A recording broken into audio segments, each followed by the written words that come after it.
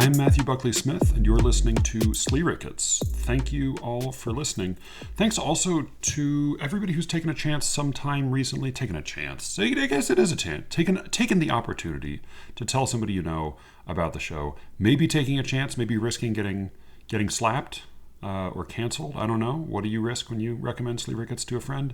You risk making a better friend, to be honest, because then you will have something new to complain to your friend about. Please do pass the word along. That is how people hear about the show. Thank you also to all of the subscribers to the Slee Rickets Secret Show. It's always a lot of fun. It tends to be where some of the less filtered, it tends to be honestly where most of the solo stuff is going these days, is to the Secret Show feed. So if you like the show, if you would like to hear more, if you have recently run out of episodes, or you would just like to hear the stuff that I thought would be better hidden behind a paywall, then go to sleerickets.substack.com. Put in your email address, and I'll get you a week's access for free. There's I think 30 episodes there now, and more coming out all the time. This week, Austin Allen is back. He's the author of Pleasures of the Game, as well as innumerable poems and essays. He's got a new series of, I think, sort of essay blog entries at the Poetry Foundation on life as a poet and sort of 3 different roles of the poet. I'll put a link to that in the show notes. He's here this week to talk about essays announcing the death of poetry. We took as the occasion for this conversation both Matthew Walther's recent essay in the New York Times that everyone in the poetry world universally admired and praised, and then also Donald Hall's 1989 essay, Death to the Death of Poetry. Austin and I talk about whether, I think he sort of makes a case for assessing poetry neither as dying nor as experiencing a golden renaissance, but rather something in between. We talk about whether I have been right in the past to say that poetry is a nursing home, or whether there's maybe another way to slice that particular question. It is fun as always talking to Austin, and I hope you will enjoy this conversation as much as I did.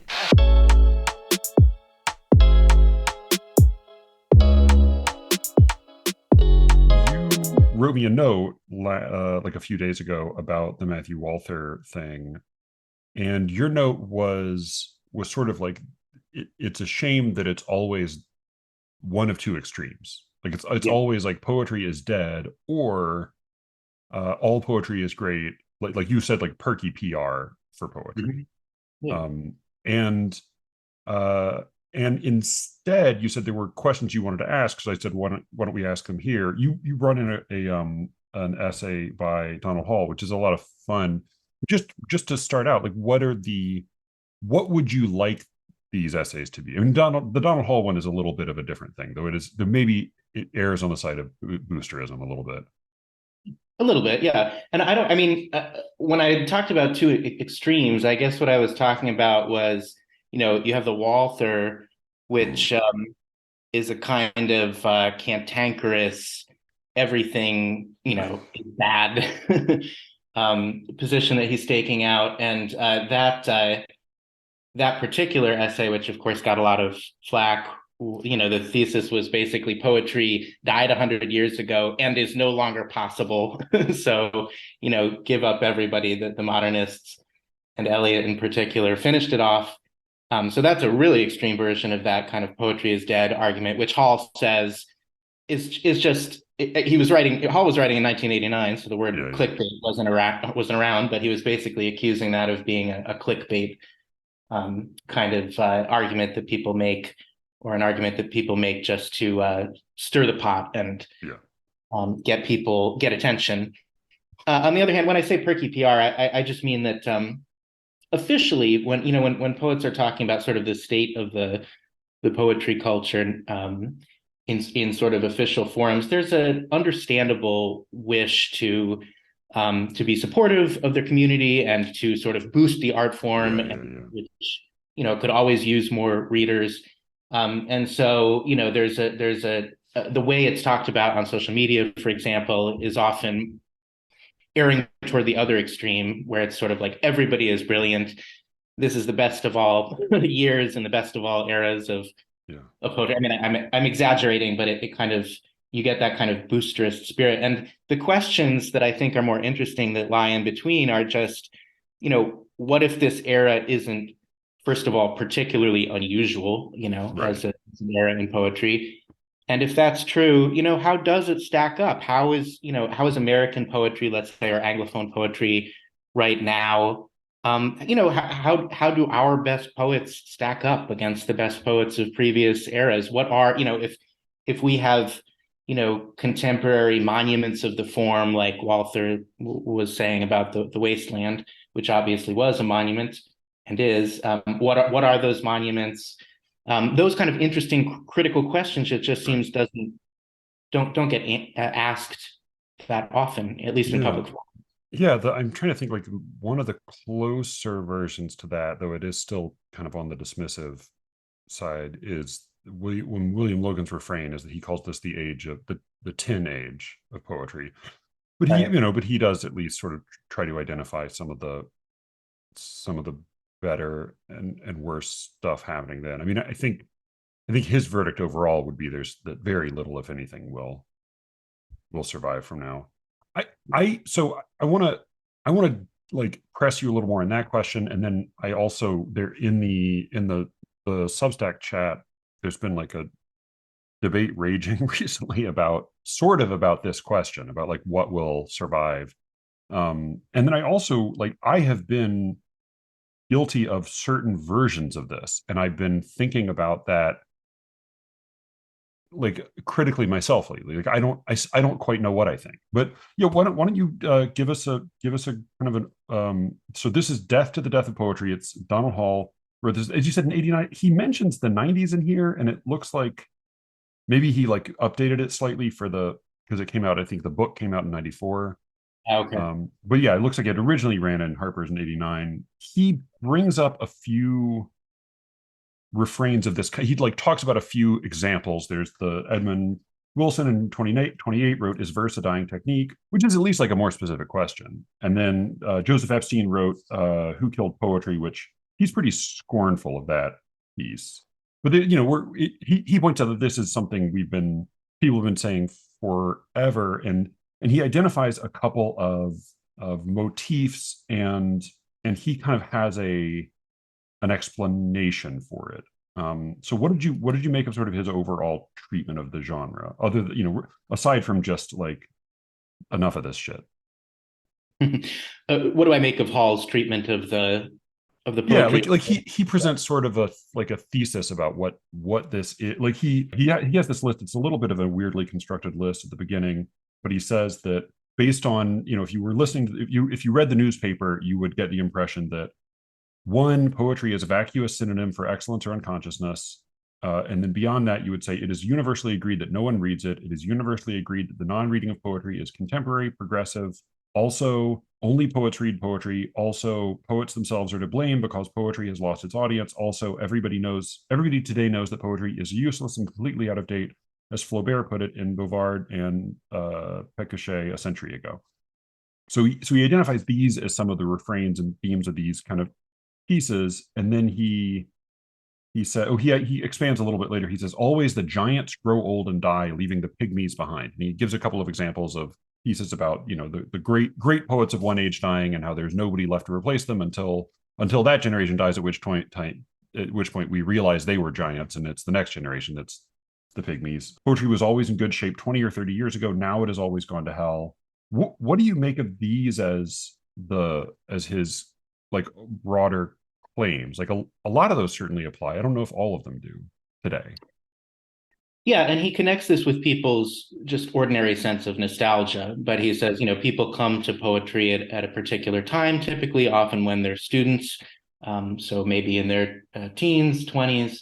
Most people drop out of the poetry scene thereafter for some length of time, and then maybe come back to it at a later stage of their life. He calls it, they're the church of poetry, that Yeah. that they leave the church of poetry for a while, and then come back to it, and find that everything's different, and they're unsettled, and feel that things aren't what they used to be, and use a sort of hazy, nostalgic memory of what poetry was to them, say 30 years ago, as their yardstick for what is happening now, and they decide that everything has gone to hell.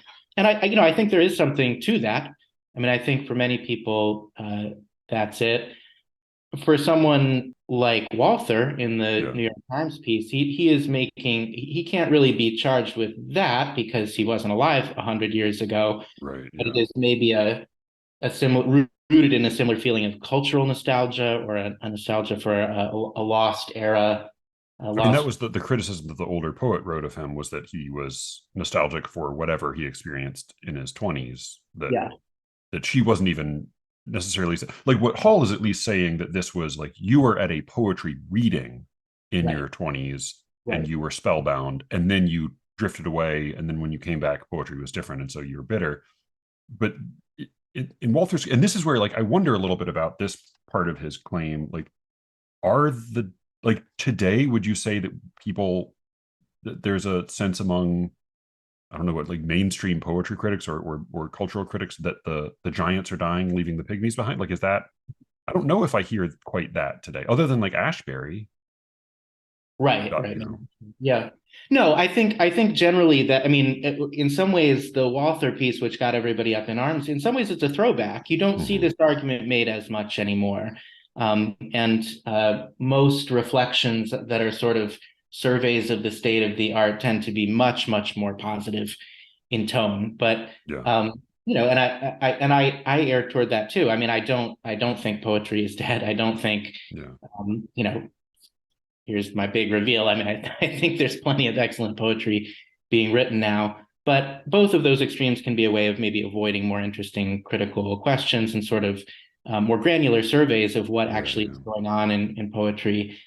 What prompted me to respond that way when I got in touch with you was a sense that there's a in between those two extremes, poetry is dead or poetry has never been better. There's a truth that sometimes doesn't get told as much, or that it doesn't come through always in contemporary poetry criticism, which is that it is true that most stuff from a given era kind of dies out, and most of even an individual poet's work will yeah, die out, even if they individually are lucky enough to be remembered. yeah, They yeah, might be remembered for one or two poems. Time does winnow things pretty severely. The more you go into the future, and so just as saying that it's all dead and there's no point in anybody doing it anymore feels like kind of an evasion of more difficult critical questions. The opposite sort of boosterous spirit, where like every poem that's published is called brilliant, and every poet who yeah, comes on the scene is called brilliant. That seems an evasion of that too. Like in between lies the more difficult truth. Like time does yeah. winnow things, and part of criticism is making difficult judgments about what, or predictions, or assessments of what will live and what will be forgotten. Yeah. And I mean, I partly feel, especially as I get older, that it's almost futile to try to make those assessments of contemporary poetry. Like, it's like the record for even very brilliant critics historically is that people tend to be very bad at that. Like Yeah. the things that are coming out right now, very few people are good at, in any consistent way, identifying what's going to be lasting, or what will even be taken seriously by somebody a few generations later. One of the premises of this podcast is like griping about poetry, and I even did an episode a while back about how poetry is in the nursing home, and I like Alice has talked recently about like how poetry is weirdly popular, and it's like unnerving, and she's Mhm. right. Like there it does have a it does come up seemingly more. Even Donald Hall complains that the New Yorker doesn't review contemporary poetry books. Like, that's not true anymore. It's still not Right. like every issue, but they Right. do. There is more treatment of poetry in there, and there does seem to be more attention paid to it, and there are more popular forms of it that people respond to There are people who sell a lot of copies. I mean, children's literature is always a little bit different, but like Kwame Alexander came to my daughter's school, and it was like a huge deal. And he's published 37 books, and it's. I mean, I have to say, reading the book that it was his new book that they sold, like the illustrations were amazing, like amazing. Like the woman who did the illustrations was like, oh, this was like months of very intense work do it, because they were like partly sculptures, partly paintings. Kwame Alexander's writing real thin, and it's because everything he does is in verse, and like he's famous for like verse YA novels. Mm-hmm. To me, it's like Sarah Ruhl's. I don't know if you ever saw her verse play Eurydice. It's a free verse drama, so okay. It's like, okay, I guess it's verse, but like children's books already have like the words are spaced out on the page in a funny way. So but what's true is like there are literary agents who ask for verse novels. They usually mean something very specific when they're saying that. They're not asking for Brad Lighthouser, but Alice isn't wrong, and yet like something feels funny. And I know that a lot of people, at least like whether I've been right or not, I know I have touched a nerve for people when I have said poetry is in a bad state. And I don't know that it's in a unique decline. I definitely don't think that like Hall's, model that it was always better 20 or 30 years ago. I don't know very many people who would say it was better 20 or 30 years ago. But is it just that most of it's always bad, and so whatever's being praised now, it's going to be insufferable? Well, I think that could be. And another thing is that you have a bigger pool in Anglophone poetry now than I think you ever have before. I mean, I think the MFA boom has been a real thing. I think that has expanded the number of people trying to do this thing. I think the internet, of course, has, broadly speaking, changed everything. But I think it has connected poets a little bit more. And I do see, even in the past 10 years or so, I think there has been an increase in what you could call poetry fan culture. Mm-hmm. The number of people who are plugged in to what is going on in poetry seems to be increasing rather than decreasing. Yeah. I think that's good for the art form. I think that's, who was it that said, great poetry needs great audiences? That's Whitman, and Hall has some kind of funny note about that. But yeah. Okay. That's why. Yeah. Do you broadly agree with Whitman? Because I'm ambivalent about that. Like, I don't know. Partly because I don't quite know what that actually means, other than just that it sounds good, and it doesn't sound false. It just, I don't know how you apply that exactly. Well, like, is it an equivocation on great? Like, is that why that is snappy? Yeah, maybe. I mean, it's true that at sometimes in the history of English language poetry, there has been some great poetry produced for a very small coterie of right. Aristocratic friends or patrons or what have you. But I mean, I think generally, if there's a bigger audience and an audience that really cares about the art form, that's generally speaking going to motivate more writers to take a crack at poetry and to try and do their best work. Okay. I like it better as poets will write no matter what, I suppose. Right. Yeah. But I like that slogan better as a play on words than as a call to arms for audiences to become better. Like, I don't think that in that sense, I don't think it makes a lot. But like purely larger audiences probably. You think he was like? You think Whitman was? I'm because I can't remember the original context now. Was Whitman calling on the audience for poetry to be better? And I don't know. I mean, I don't know. I mean, he was definitely a self-promoter, and he professed a love for the common man that often felt like it didn't necessarily translate to loving the way ordinary people would say talk about books. Like, I don't know. It's certainly in the context that Hall brings it up, and he says, when I was in school in the 40s, there were few poetry readings. Only Frost did many. If we consult biographies of Stevens and Williams, we understand that for them, a poetry reading was an unusual event. In these decades, the magazine Poetry printed on its back cover Walt Whitman's claim that to have great poets, there must be great audiences too.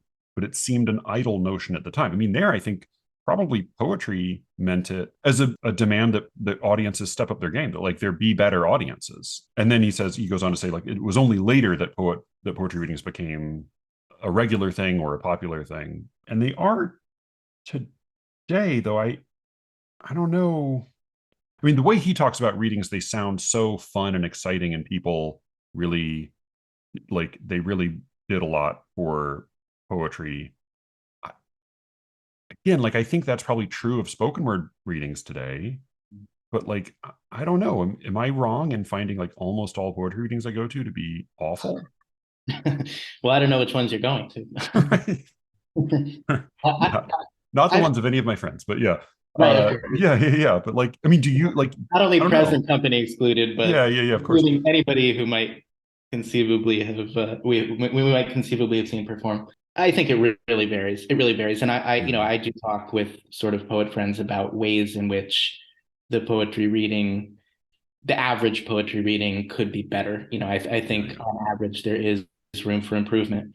That said, I like poetry readings. I mean, I guess I am in that way kind of a poetry fan in that unless it's a really bad reading, Right. even a bad poetry reading or one that doesn't speak to me that much is still a pretty enjoyable way to spend my time. It has to be really bad for me to. Yeah. I mean, I feel a little bit about them the way like Alan Tate felt about, like he has the line in some essay where he says like a love of all poetry is like a love of all women. It's almost obscene. Like you truly what you love is like a very small Sure. percentage. But I feel about that a little bit like when I was dating, it was like, oh, I should definitely talk to her. Oh, this is going to be this is going to be a lot of work. I'm tired. I really want to go to sleep, you know? And I think with poetry readings as well, like I hear about a poetry reading nearby and I'm like, I think, I should definitely go to that. And then I also simultaneously think like, this will be a bad time. Like I will not go enjoy myself. Well, I suppose I am selecting the readings that I do go to, right? So I Right. suppose Yeah. I am going to readings where I already know in advance there's a high chance that I'll enjoy what's on offer. Hall says something else about readings that I found a little bit puzzling. He says that the poetry reading helps toward understanding, which explains how poetry thrives without book reviewing because the poet's voice and gesture provide entrance to the poetry, a way in, a hand at the elbow. Is that true for you? Do you find it easier to understand poetry at a reading than on the page? Not usually, no. I find Uh, it like almost infinitely harder. yeah, yeah, in most cases. Interesting things can come out of it. So, for Right. example, if I'm seeing a poet whose work I know well and like or love, and I'm seeing them interpret their work, seeing where the emphases fall, how they voice the Right. poem, that can be really interesting and illuminating. But as a primary medium for the Right. transmission and reception of poetry, no, it's much more difficult Yeah. that way to feel, not to enjoy it at all, but to feel that I'm getting the full nuance of the piece. Yeah. I mean, I find it hard even to follow. I just get lost so quickly. I mean, that's like any reading I try to give, like the number one goal in my mind is be loud enough. And the number two goal is like try to make at least some of these sentences understandable to hear. Mhm. It just I don't I mean I think I may have a harder time than most, but I also think like, but fucking I do this all the time. Like it shouldn't, if it's that hard for me, I don't know. Yeah, yeah.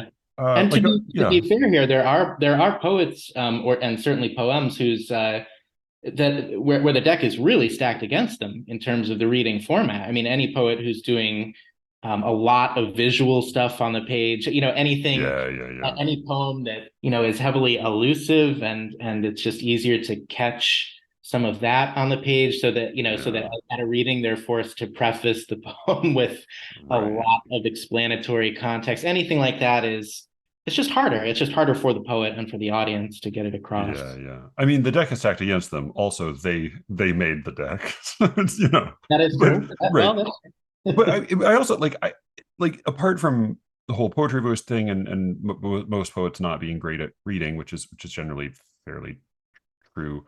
I also think like most poets are not great at selecting poems for readings. I mean, do you find like I agonize over this myself because my thought is always like, is this going to be digestible? Because this like I want everything to be basically as short as possible, as simple as possible, as clear, and that may be my tendency overall as well. But like I just think like most people are not very good at choosing poems for readings. I don't know if it's that or it's just like they're just not good at reading it. But Well, I can't speak for most people, but I do as when I'm the reader, yeah, I do think about that very carefully. I mean, for example, I have poems that I've never read at a reading right, because I'm yeah, pretty sure they're never going to get across. right, I yeah. I That love like readings so most of the time. So okay, so when well, I mean, sometimes sometimes it's nerve-wracking or what have you, but usually I love doing it. And as part of the preparation for that, I do think carefully about which poems might have a chance of,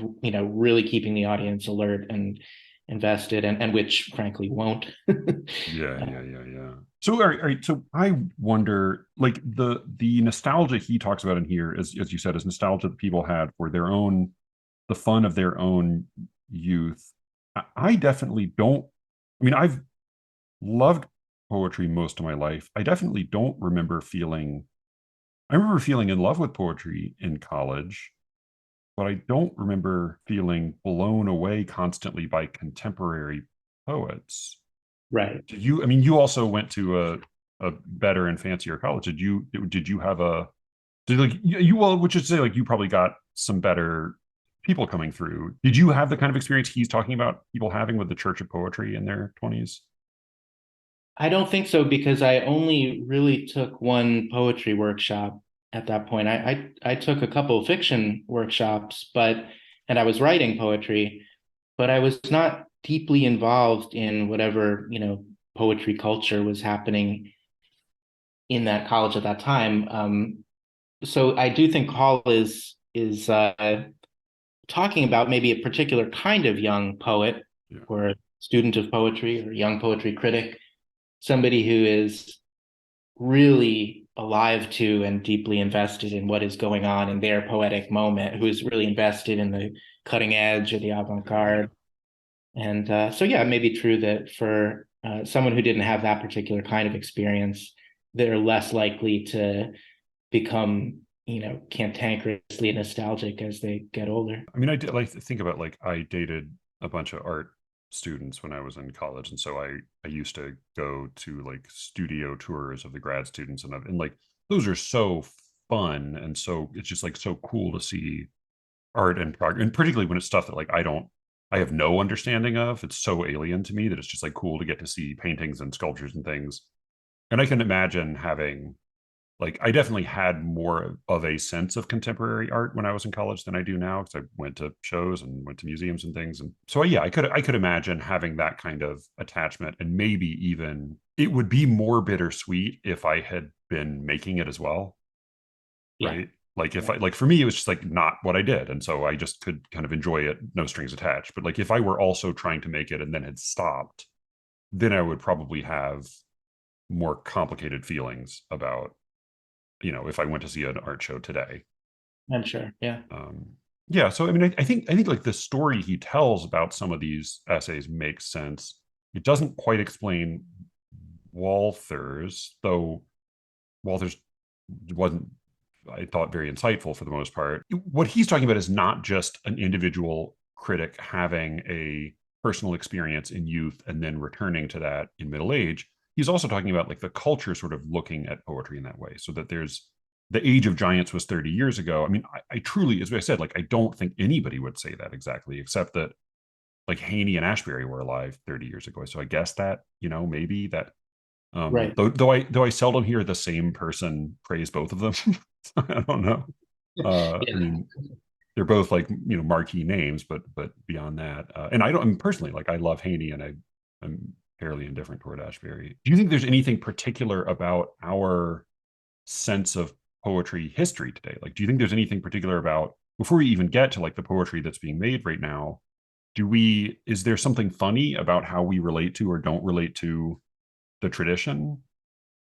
Like, because I don't even know if poets today are like trying to rebel against poets of the last generation. Like I almost see like no reaction. I wouldn't say I see no reaction or rebellion, but I would say it's possible that creative writing programs, for example, right now, which are kind of the beating heart of the American poetry scene, or Yeah, yeah, one of them, might be a little bit more focused on our era, broadly speaking, say like the last 20, 30 years of American poetry in terms of what is taught and discussed than maybe used to be the case. In other words, I don't think there's really a culture right now in poetry of worshiping our forebears, no, and uncritically, or yeah, or pining for a lost age that was like way back in the 20th century. right. In that way, Walther is really, really going against the grain, because I think the poetry culture, as in terms of how it's taught and studied right now, the general feeling that comes across through in that setting is that there is a great deal of interest going on, almost too much of interest going on Right. right now, and has been for the last couple decades, and that poetry, yeah, is in vibrant good health, and that there's just Yeah. an enormous plurality, or enormous which is wide cross section of styles and interesting things going on in the art form. So I think it almost tilts more toward that. Do you see this age as having any? Because I think like when I think about the giants, they tend to be the same giants he's naming, right? As being Oh. those like the like the names that most people would identify as being like sort of indisputably worth considering, and they tend to be of the like the latest ones tend to be of that same generation. I mean, among again, like once you get into a certain subgenre, then it gets a little more specific. You don't feel we have as many like consensus giants of the I of don't. the I mean, I think Ashbery is probably the one everybody agrees is important. Again, like I apart from a few poems, I tend to find it pretty like not even really all that worthwhile. Though he certainly was extremely talented. Yeah, I mean, so like a point he makes is that there is a beside the weight of numbers, another perennial source of confusion is partisanship. When I was in my 20s and writing iambic stanzas, Allen Ginsberg's howl was a living reproach.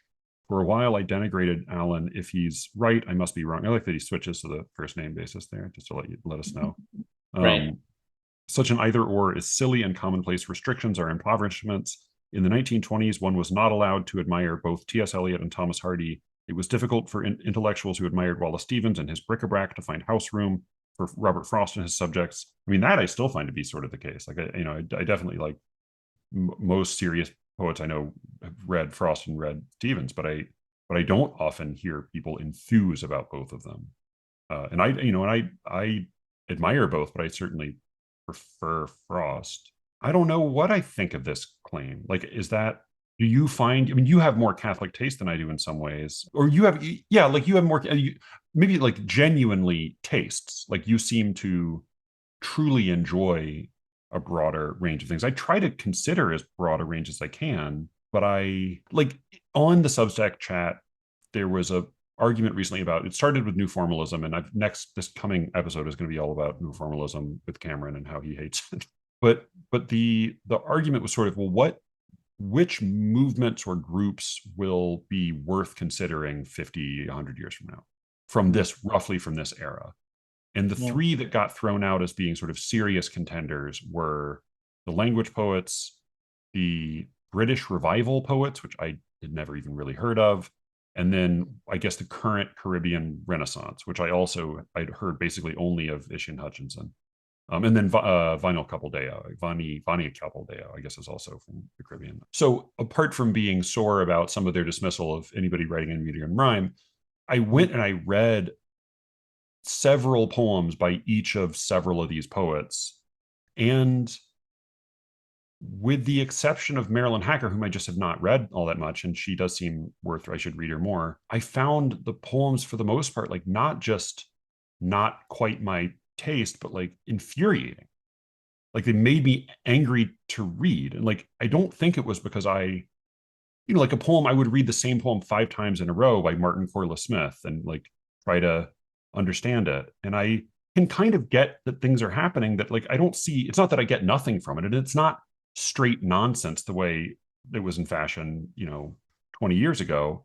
But I'm sort of baffled by it. Like, do you just find that you're able to just enjoy all this stuff?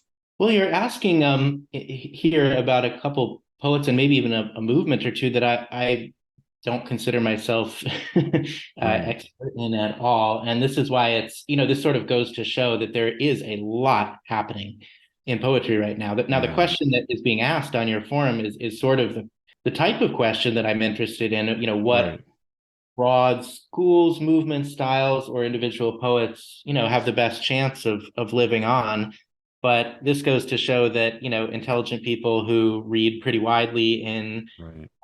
in poetry, contemporary poetry, can have widely differing experiences and lenses on all this, and come to very different conclusions on that question. I actually don't. I was sort of laughing as you read that, because the language movement to me Yeah. is I think it's over. I mean, its heyday was Yeah. it's Oh, yeah. So I think gonna, it's over now. Yeah. yeah. But I think they were saying like of like the language, basically like the argument was the language poets will have a far more enduring footprint than say the new formalists. Okay. And that's probably true for a variety of reasons. I would say none of which have to do with the quality of the poetry, but that's me. Yeah, and I mean, when people talk about like the language school and the new formalism and stuff, to me, those are all movements that pretty much ended, or at least their heyday ended before you and I started writing. Yeah. Yeah. Yeah. Yeah. And so the terrain as it exists now is relatively unmapped critically. I don't know that we talk much about different schools or movements going on now. That's probably something critics of the future might be interested in, but nobody, Yeah. you don't walk around talking to other poets and saying, I'm part of X school, or I'm Right. part of Yeah. Yeah. this Yeah. Yeah. movement, you know. But I that mean, in most movements that produced many interesting artists of any type, like it was not the artists themselves calling themselves that. Like it tended to be somebody, a critic would say that externally. and many times poets rejected the labels that they Right. were Yeah. under by critics. Yeah. So do you have thoughts about what will endure from our broad contemporary period, or how it stacks up, or any of that? I mean, you said you're bullish on it generally. So I should have a solid prepared answer for this, because I, after all, did bring it up. I'm going to be hedging a little bit on like exactly which poets or styles or whatever I'm bullish on, but I do want to say that to me, my basic answer to this is that, first of all, if the question is this era producing poetry, some poetry that can stand on a shelf beside the best poetry of most other eras, granting that we might not have an Emily Dickinson or a Shakespeare or whoever Right. your Sure. tallest monument in the pantheon is. Is this era producing poetry that can stand on the shelf beside the best of most eras, and live on, and be and have that not be ridiculous? And the answer is yes. I mean, I think there is at least some poetry being produced right now that is of the highest caliber, and that it gives me the same pleasure in reading it that the best poetry of previous eras does. So in that sense, I do not think poetry is dead in our time, right? If that's the standard, if a dead art form Yeah. is one Yeah. that's no longer producing art that can stand unembarrassed beside the best art in its history, then I think poetry is alive and well. But what made me reach out to you is the sense that there is we should, as critics, if we're talking as critics and not boosters of the art, we should be kind of realistic and restrained, and recognize that truly durable poetry is rare. It's rare in every era, and it's rare in our era. Yeah. Yeah. And we should recognize it. So I have in mind a few names that I think have a really good chance, have produced a body of work Right. that Yeah. Yeah. really Yeah. has a strong chance of living on. And maybe that's all any era can ask for, Right. really. But I think in framing it that way, and in saying not everything that is being produced right now, as much as we may love it, is going to seem as brilliant and interesting as to the future as it as it may to us, or may Right. not. Yeah. Yeah. Uh, Sorry, in framing it that way, like I think it helps to recognize how I think it's useful to recognize how special and rare the best poetry is. Yeah. I think it makes it more enjoyable for me as a reader and critic of poetry, and somebody who likes just reading and thinking about this stuff, to recognize that really great poetry, I mean, it comes along slowly. The really great poems, even for the best poets, are kind of few and far between. Yeah. Like it's rare. It's a rare thing, and it can't be rushed or forced, Right. Yeah. So if I stipulate that in the full recording of this conversation, we each listed hundreds of names to each other of great contemporary poets, and then I just cut it down arbitrarily to a small and incomplete list. Do you want to throw out a few, or? Sure, only if you do too. Yeah. Yeah. Yeah. Yeah. Yeah, I think for me, the three that come most readily to mind are Stallings, Megan, and McCrae, and and then there are a lot of individual poems and collections I feel, like I saw Ashley Anna McHugh's got a new book that she's trying to publish, and like that's one I've been waiting for a long time. I've been waiting for Bill Coyle's second book for a long time. The other thing is, like, the closer I get to people, the harder it is for me to even have anything like perspective. But sticking only to the living, I think those are some names I at least will always, if I see a new poem, I'll always read it, right? Yeah. Yeah. And in those cases, it's all five of those people actually I only ever had any correspondence with after reading their work. With friends and acquaintances it gets more complicated. Yeah, thought you have some thoughts or some. Yeah, it does get harder with friends and acquaintances. So I'm gonna And as we said, there are many other names, and these are very yeah. incomplete, partial. Yeah, the first names that come to mind, I mean, you said too, I was Stallings and Megan, Yeah. Don Patterson. I don't know if you're, Yeah. Don Patterson. Yep. yeah, Yeah. I Though, think though more, I'll tell you what, I read his most recent collection, and it was weak tea. It was really sappy. It was like, I hated it because it has like one just killer poem and a few that are decent, and then a lot that was like, whoa, what did you just like? I feel like he was one of those guys who like had a mystical experience on mushrooms and got real mushy headed. um, Not like brain damage, just like it's like it felt very like We Are the World.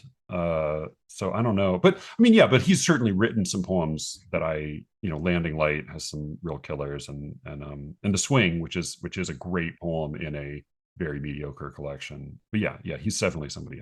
Yeah, sorry, go on. those three, Marilyn Nelson, I've not read enough. her best book, I think, is from some years ago. It's The Home Place. Okay, yeah, she chose just Joanna's first book. I should know her better than I do. So those are some names, and then there are all Yeah, sorts yeah, of poets who I think who are still pretty young or mid-career, who I right, think good chance of accumulating that, or maybe well on their way to right. a body of work of that stature. So, people I'm keeping my eye on. And when you say body of work, you're also like, because Eliot talks about how to be major, you have to produce a certain amount. Just quantity starts to matter. And is that, I mean, partly I guess that's because the real hard hits are few and far between, and also I guess because so much is gonna be sanded away that you have a better chance of something being left over. Yeah, and Eliot also advised writers to write less. So it's it's Yeah, kind yeah. of he's scolding people from both Right. directions. Yeah. I mean, yeah, because I think he setting his own work aside and whatever compromises there may be in his sense of like, Ryan's often used him as an example of someone who called a shot by saying like, what we really need is poetry that sounds like the poetry I'm about to publish. But I think like I do get the feeling when he's being a critic, he's being a critic. And when he's saying things like, write less, it's if he were writing the minor poetry essay as a, what is minor poetry, I think, as a poet, then you're right, it would be like it would be an encouragement to write more. But he's writing it like almost with a scrupulously retrospective eye. Yeah, that's right. And just to circle back to your T.S. Eliot question, I think Eliot pretty much is right about that first claim that the full body of work does matter a lot in the end. And one reason it matters, by the way, is that, I mean, when we're talking when we're having this conversation that we're having right now, we are talking about sort of poets whose full body of work will kind of will live on. But it is very possible, and it's one of the great things about this art form, that it is very possible to be a one-hit wonder. Yeah, yeah, To yeah, have yeah, yeah. one great poem that makes the anthologies and just Right. Ross talked about just lodging one in the anthology, so it can't Yeah. be rid of. And that's great. That encourages people to try. That's part of the seductive, allure Right. of doing this thing in the first place, is that it really sort of, it does take one just to live on at all. Yeah. You Yeah. know, Yeah. Yeah. Yeah. and Yeah. and the more people who write poetry as the field expands, I think broadly, like the more, you get a lot of shots in poetry. You take a lot of shots, and the wider the field gets, the more poets there are who have written at least one really good poem. Now, I don't know Right. if it'll be an all-timer, but they had at least, and Don Patterson has actually a good poem about this, about the poet who's not only kind of a one-hit wonder, but also sort of has beginner's luck. I don't know Right. if you know this Oh yeah, poem. the rat. Yeah, yeah, yeah. Rat. Oh, that's a Yeah. great. Yeah, yeah, yeah. Definitely. Yeah. Yeah. No, I'm thinking it's funny because I'm thinking of like at least three poets who are, to my mind, still best known for the one. I mean, Maggie Smith is I think she was not as well known as some of the others, but like she's got the one big hit with Good Bones. Patricia Lockwood has Rape Joke, and Jericho Brown has Bullet Points, and like they hit those, whether or not they're to your taste, like they all hit something with each of those. Like they hit something. They got the balance just so that it lands for being what it is. And like I find all three of those to be affecting poems to differing degrees. But I do, yeah, I think you're right that like it may be that some of the best remembered poets from this era will be somebody who just had one, Yeah. And that's which great. is a lot. Like that's fucking Matthew Arnold. I mean, he was a Yeah, big critic that's as well, right. but like that's pretty Sure. big. What's his name? Dowson, who Yeah, had yeah, yeah. He has two, but the one yeah, that's two. the Yeah, really, yeah, yeah, two. that's really in ill. Yeah, because who's is it? I think it's Richard Eberhard also, who is like very celebrated in life. His lifetime has like the Fury of Aerial Bombardment and the Hedgehog, I think. But like it's sort of like there's definitely an A side and a B side with those. Yeah. Even Yeah, yeah, yeah. Jarrell, Jarrell has Durrell, a few poems that people kind of remember, but the death of the ball turret gunner right, really right. lodged in the anthologies and Yeah, really yeah. his That reputation. one, and that's so not my favorite of his poems, No, it's but not but you're right. my Yeah, but you're right. It landed, and that's the Larkin said that this be the verse. He said this will be my Innisfree. Meaning that Yeats had. It's like God damn it. Yeah, I can't not. And the story I Did heard was Larkin that say Yeats. that? Did Larkin say I, that about himself, or did I know Eric McHenry has a poem where he's talking about Larkin saying that, but I didn't know if Larkin actually said that. this is the thing about all of these quotations and paraphrases is that I have no idea what's apocryphal or not. So I may have heard that via the McHenry is like I may have heard somebody paraphrasing that and heard it and like yeah But maybe he really said it. I actually don't know. yeah yeah yeah yeah and I did hear that Yeats would begin his readings with Innisfree. It'd be like Yeah, done. yeah. We're out of the way. With like don't fucking no lighters in the air for Innisfree. Like we're done with that. Now we're moving on. Now something about the Civil War. Yeah, yeah, no, yeah. That certainly happens. I mean, my hope is that in a way, I am. There's something more like the poem that gets anthologized a lot, but is definitely not your best poem. To me, that's a more hopeful possibility, right? Than like when the one that everybody knows is definitely your best. It's sort of like I don't know. There's something. I mean, I'll take it. I feel like I wouldn't say no, but how much do you think about that kind of durability when you are writing or editing or submitting or whatever with your own work? Like, is that like on the scale of 0 to 1 million or whatever? Well, I guess closer to 1 million than zero, but that's a wide. Okay. you want to build things to last, Yeah, yeah, yeah. to last as long as they can, but you also can't scare yourself by putting that ghost on your shoulder as you're writing every word, and Right. thinking, what will people in the year 2100 think? You also, I think you do.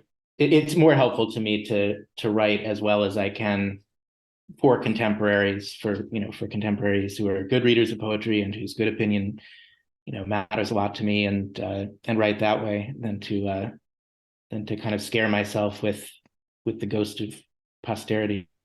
No, I think that sounds right. I mean, probably the times I think about it least are the moments when I'm actually composing.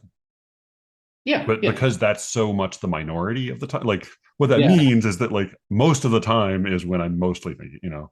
So as you're thinking about your work in general, or maybe as you're revising or editing, Yeah, you're revising, worrying editing, about. so like putting a manuscript together, thinking about, reading rapturous reviews of other people's work, all that kind of stuff. All of the things that happen when you're not actually composing, like, Yeah. which like as little as I tolerate the treatment of poetry as therapy. Like I'm definitely a healthier person when I'm actually in the moment of composition Mhm. than probably in other moments. Yeah. Not physically healthier, but you know, emotionally maybe something. Yeah. Uh, you know, That's actually a really interesting question, because I think you sort of have to juggle both things. I mean, you would be lying. I would be lying to myself if I didn't. I'd be lying to myself if I said I don't want my work to last as long as it can, and that I right? don't revise and edit it uh, with an eye toward and with the hope of making it durable.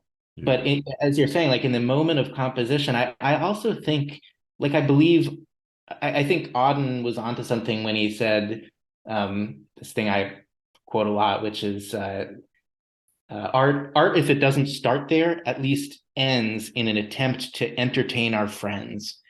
yeah, yeah, And yeah, it's a weird claim, it's a debatable claim, but I think there's something to it, in the sense that I do most immediately. For example, I want to write poems that, if I am sharing them with friends whose yeah, judgment I trust, if I am reading them at an open mic or something, that they right. will get across, that they will Yeah, communicate in that moment. That is more important in the composition process than appealing to critics 100 years from now.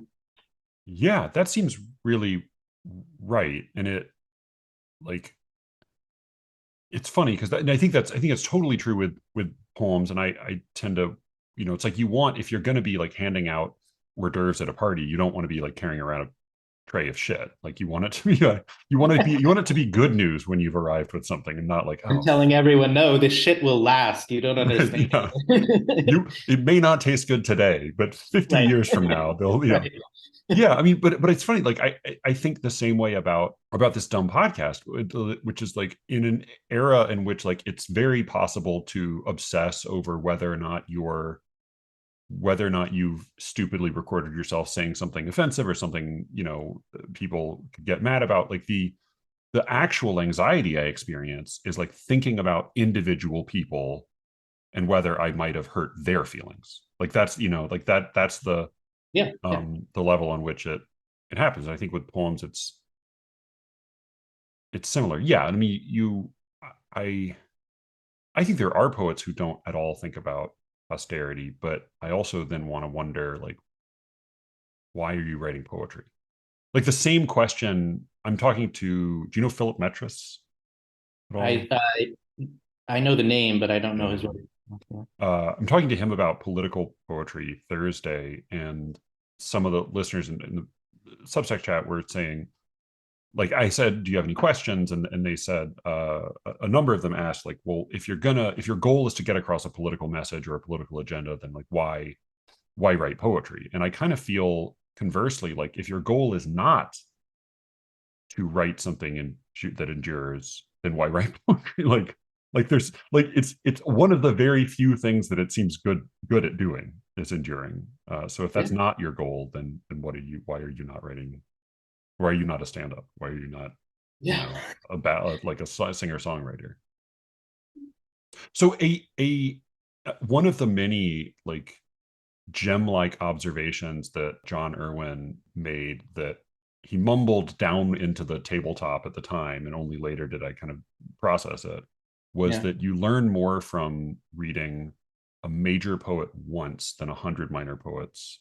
Sorry, you learn more from reading a major poet 100 times than 100 minor poets once. And there's a lot of truth to that, and I've taken it sort of as one of my maxims as a reader.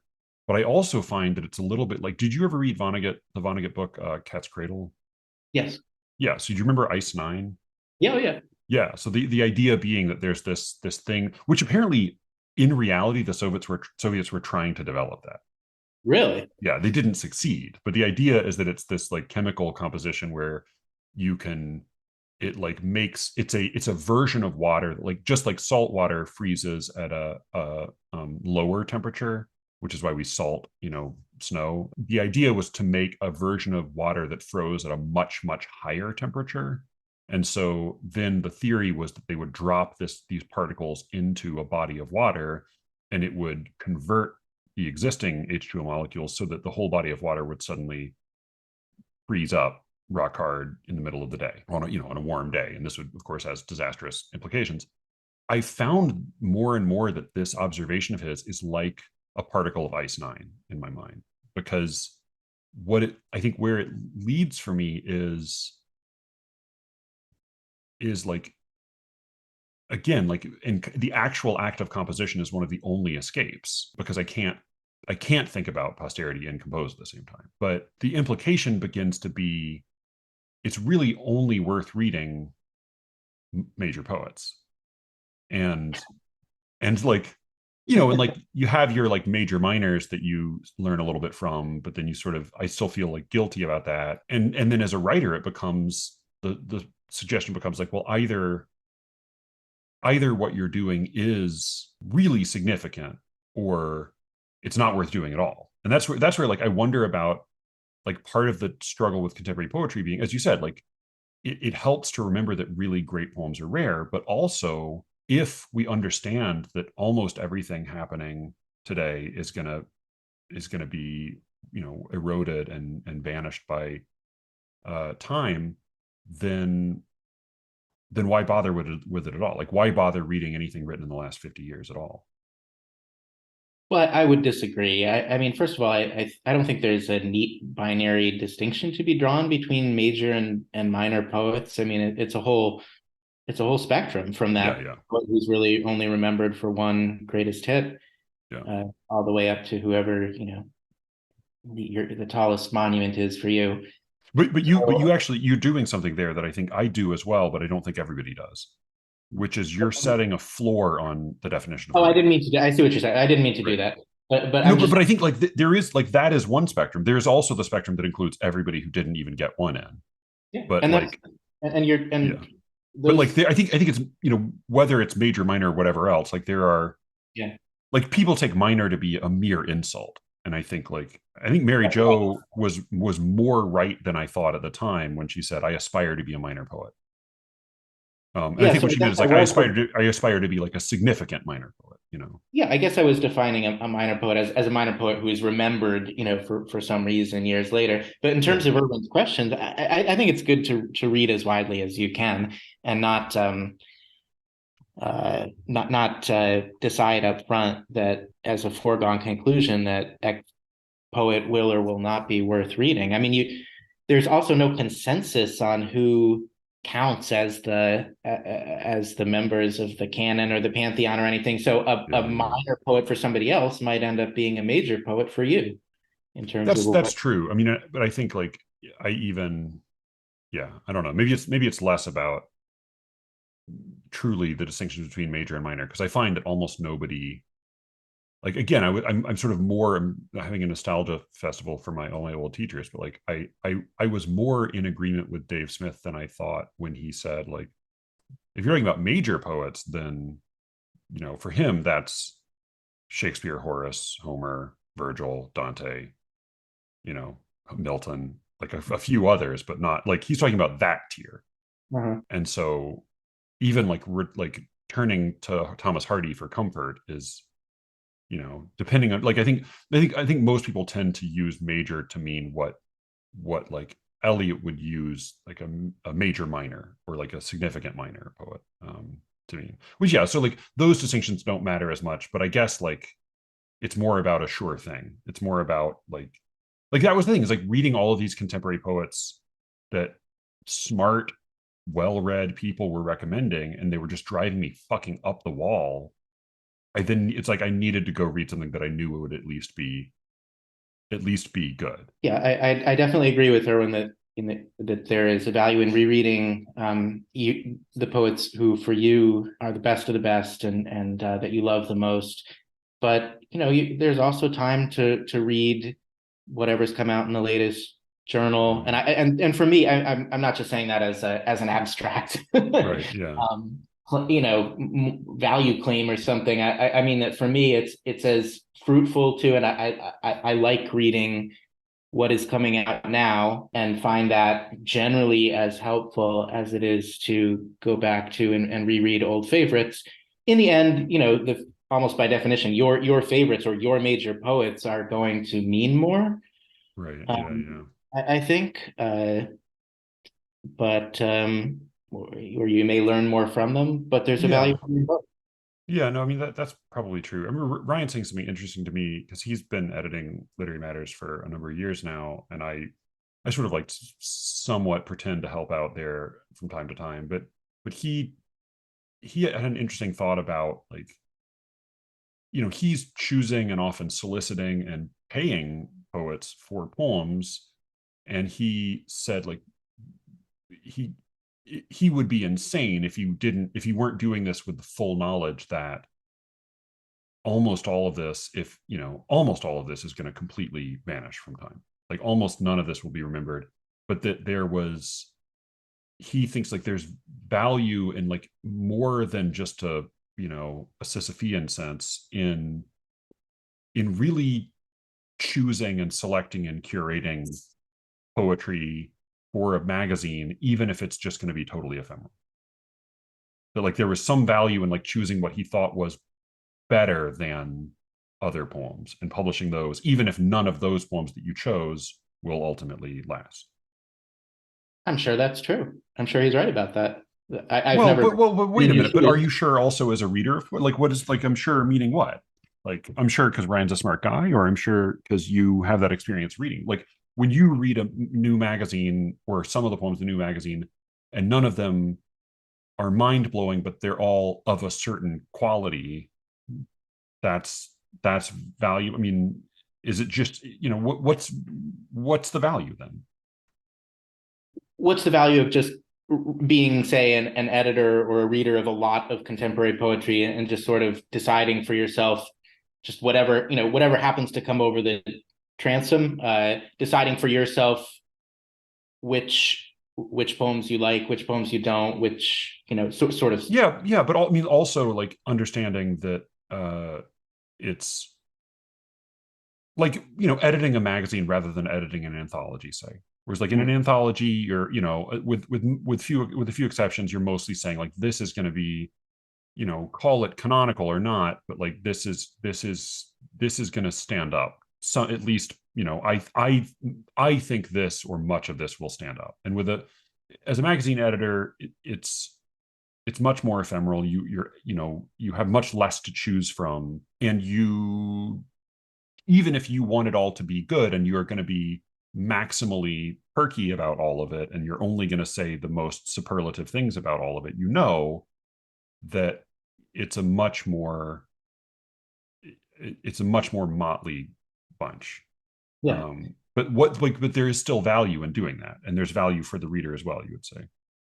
absolutely. I've never been the lead editor for a magazine as Ryan is, but I've read submissions for a few different magazines over the Yeah, years. And I did. It's a commitment. I mean, it's work, but yeah, it yeah.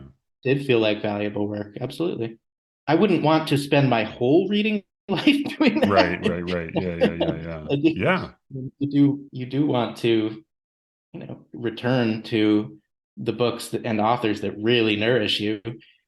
So Yeah. I don't think I wouldn't advise anybody to only read the very newest Right. poems on the scene. But I don't know that that's what you're asking either. Yeah, I don't know. I mean, I don't know either, because I also think like when I judge for a contest or read some, I mean, the submissions tend to be a little different because they're often solicited work, or but I find that that kind of reading seldom, as you would put it, nourishes me. Partly because Okay. I think I'm not making the effort to try to read deeply. I'm mostly reading in order to kind of identify as quickly as possible whether there's something worth coming back to. But yeah, I mean, it feels like in the same way that like editing and helping students with their poems feels to me giving a lecture can be really invigorating, but helping Yeah. students with their poems feels like it's a withdrawal from the account rather than a deposit. Oh, okay.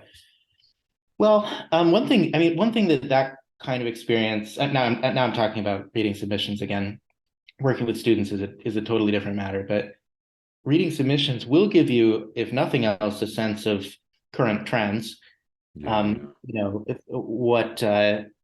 What people are generally what's in fashion Yeah, and yeah, yeah, yeah. what's less in fashion, and you can, if that matters to you, as I think it does to every poet in some way, you have to orient yourself somehow toward trends um, in the art form. Then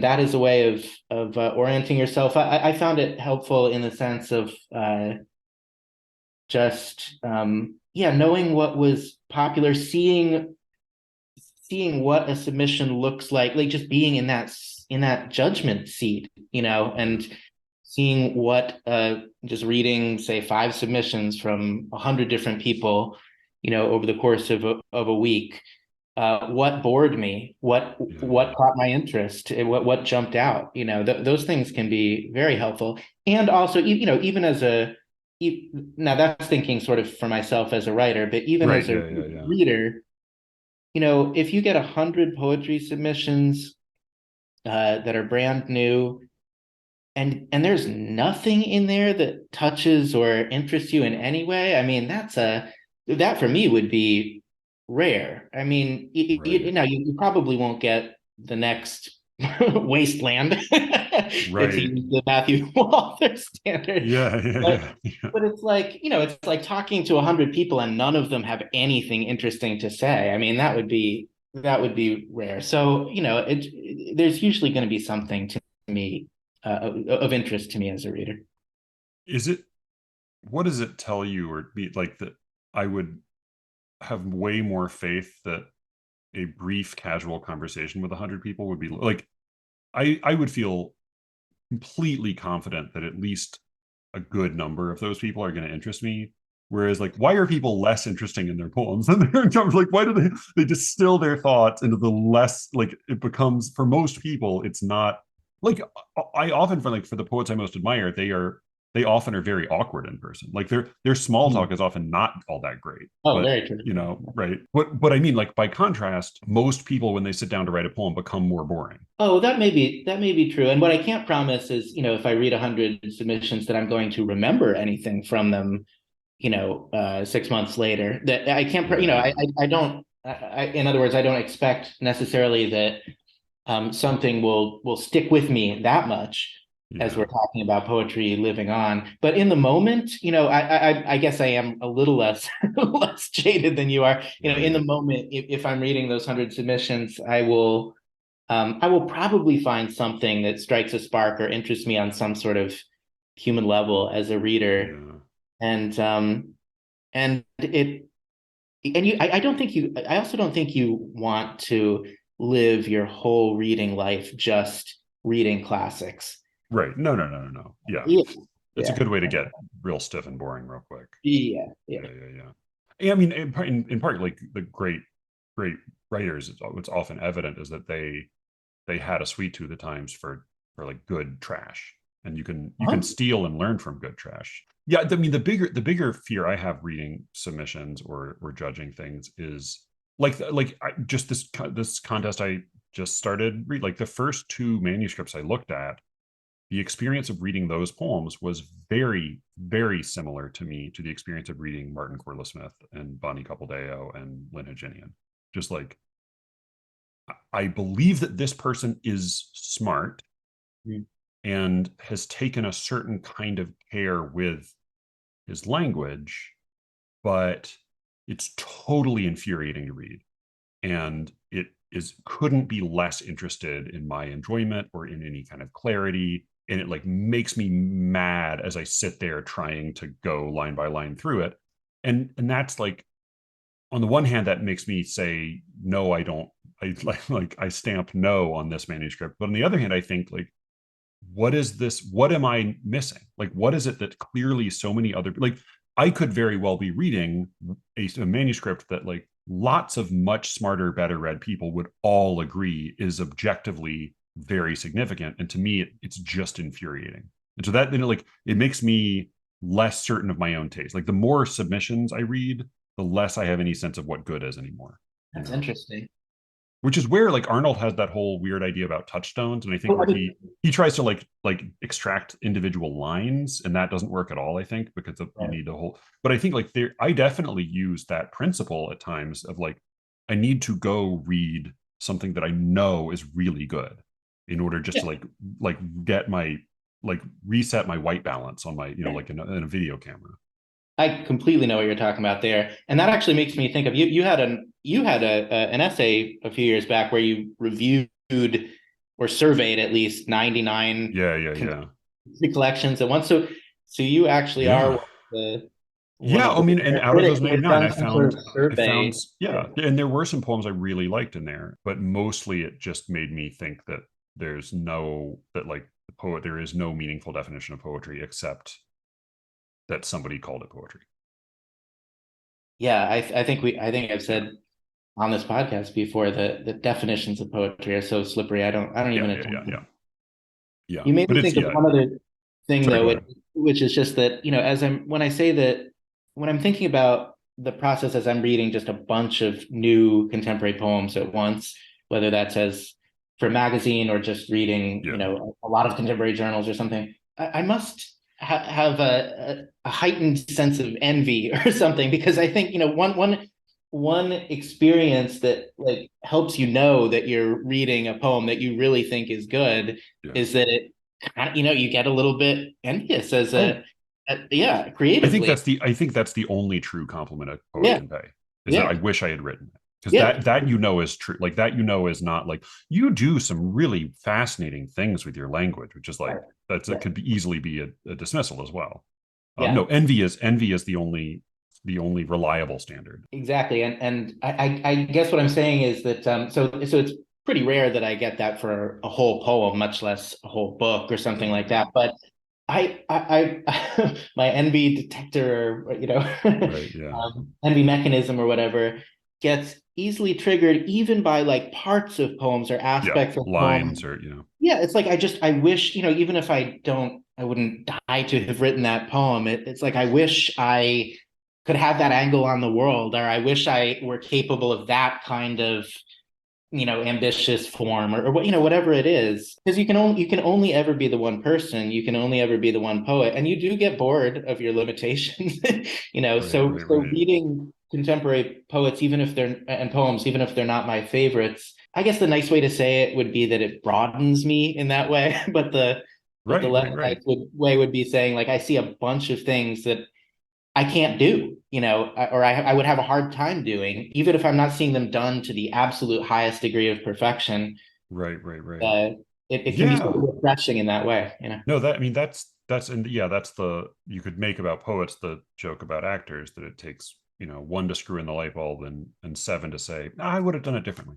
But I think that's true. Like that is definitely like there's true absolute envy, as you said, is rare, but much more common is like, ooh, what a cool idea. I would have done this. I would have done it, that's a worthwhile experience. That's a great line. That's a great line, and I would never have thought of it, Yeah. No, that's certainly thing. So yeah, no, I think that you've sold me again on reading contemporary poetry. I find it harder and harder to trust my own taste anymore. Yeah. You too? To trust my own taste as some Yeah. sort of gold standard, yeah, that's it does Yeah. get harder. It gets harder rather than easier. Why? Why would I? Yeah. Why wouldn't it get easier? Like, why wouldn't you? Is it just because we become less sure of everything as we get older? Or Maybe. Maybe. was it Brian? Somebody was pitching to me some theory. It may have been Brian about like a meaningful distinction between no, that sounds like something I would pitch to him. Like a meaningful distinction between personalities being like, do you get more or less certain as you get older? No, I think it may have been Jonathan. Do you know the poet David Rakoff? He's no longer He alive. He died. no, did he sometimes do stuff on This American Life? He might have, yeah. I don't know Yeah. his work all that well, but he has a video that you can probably link to. He's talking about writing, and he's talking about how writing is just the one human activity that just never gets easier. Like every fucking time you sit down to the Yeah. desk, you feel like a fool. And it's a great funny video, but maybe the same thing is true of just criticism and Yeah. exercising your readerly judgment. It just never, I don't know. It only gets harder as you age, I think. And you've You're seen less yourself, sure of yourself. yeah, you've seen yourself be wrong so many Yeah, more times. Like as you get older, yeah, you only see more things you were wrong about. yeah. So you can't pretend to that kind of authority that you sort of fake when you're young. That is true. Like, yeah, like if you, because it's you can't win because you either failed to recognize something that turned out to be great, or you liked something no one else liked, and then it got ruined when everybody caught on to it. Like you don't get to savor either, yeah, either end of that. Yeah. That may be true. Well, thank you so much for doing this. Do you have like questions, challenges, prompts, fights you want to pick with things to say about Amit Mashmadar? I think Brian was a little unfair to his "I am Charlemagne" thing. Yeah, I mean, because I he think also didn't listen to it for Amit one was thing. Yeah, joking or exaggerating, but yeah, oh yeah, yeah. And that was as I think Amit pointed out too. I believe that was Waterloo too. So it's not like that was like that was a great strategy for right, that was like it revealed something rather than being a strategy. being great writing advice. Yeah.